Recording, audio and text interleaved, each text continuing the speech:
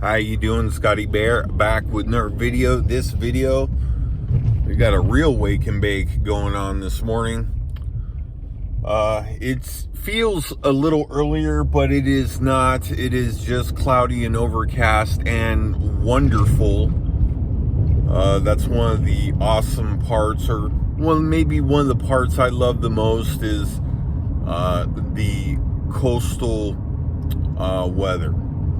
And that kind of segues into today's video, today's question.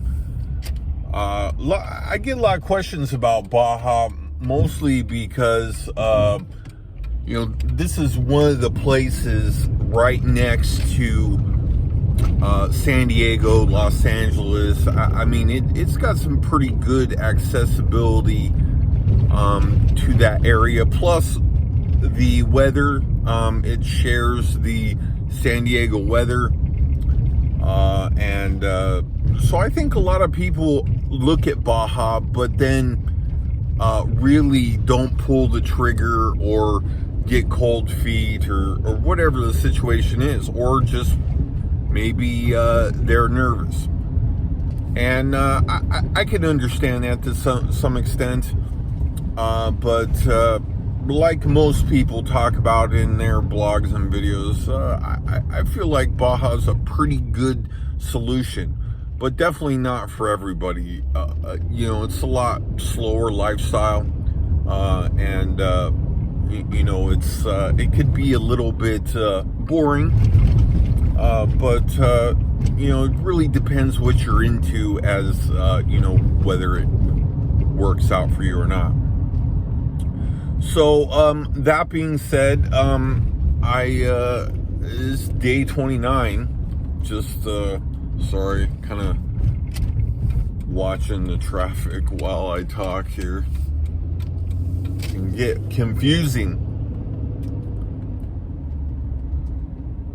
It is, here just past 6 a.m. Picking back up on the conversation of living in Baja, I do think this region here is going to be especially hot. I do feel like moving out of the United States is going to get especially vogue too. The reason I say that is because costs are going up. I've always thought it was not very affordable to live in the United States for a long period of time. Who wants to work, crazy amounts of hours just to cover their expenses and really have minimal value in their life? This is kind of circles back one of my favorite lines to the Baja argument in general. People go, oh, well, Baja is dangerous. Well, people retire down here. So there's a lot of Americans that are just kind of expat retirement, mainly because their retirement doesn't go as far. Medical issues that they need, more care for, stuff like that. People are looking at Mexico as far as, long-term care as a solution for the cost of long-term care. It's crazy the amount of money that it costs to go to get any medical help in the United States. I think the only two people that qualify are the absolute rich or the absolute broke. And people in between are left in the most awkward spot.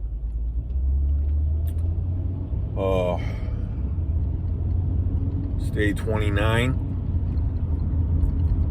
I did manage to get back into my account.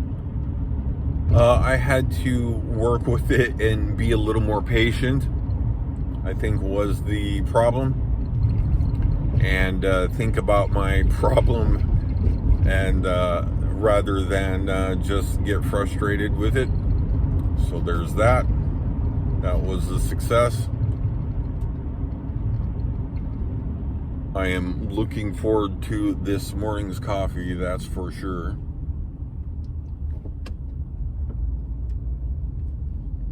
Thank you all very much for watching. Lots of comments and lots of questions. If you're looking at making a run at Baja, I'm your man. Oh, man. I like, it's traveling in general. I mean, you're far away from home, right? So, I mean, when you leave the United States, generally speaking, unless you go to Canada or Mexico, it takes a lot to get there. That's part of maybe the flavor of travel, and that's kind of like the reason why I feel like Baja, and I guess a lot of neighboring cities and countries. Juarez, I believe, also very notably, shares El Paso. I do think El Paso is very up and coming for that reason. But I think you got Nogales, Mexicali. You may want to buy some property in Calexico, as I believe that living in Mexico is going to become one of the next big things. Oh, we got a light completely out here.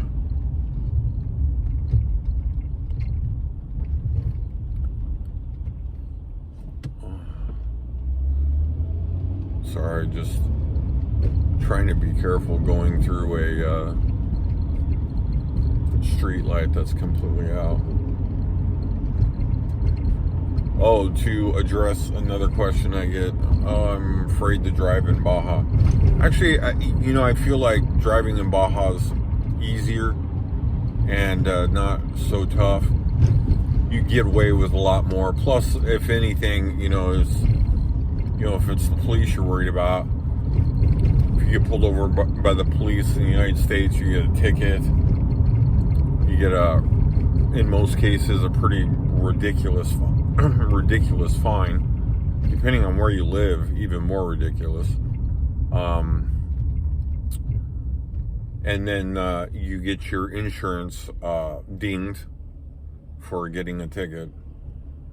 Or in Mexico, you get extorted for 100 pesos, $5. Which would you want? You want your insurance dinged, you have to pay a fine, and then pay a monthly fine, right? Because the insurance company thinks you're more of a risk. And then on top of what it costs to drive your car already. It's ridiculous. No, my friends, the United States is the place that's dangerous.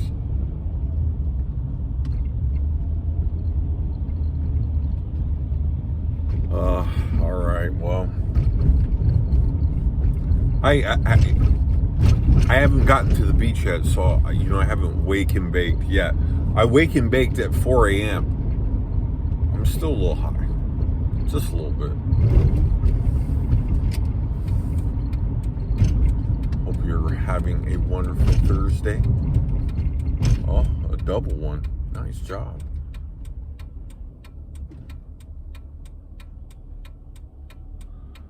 Have a wonderful Thursday morning. Sorry, we'll sidetrack.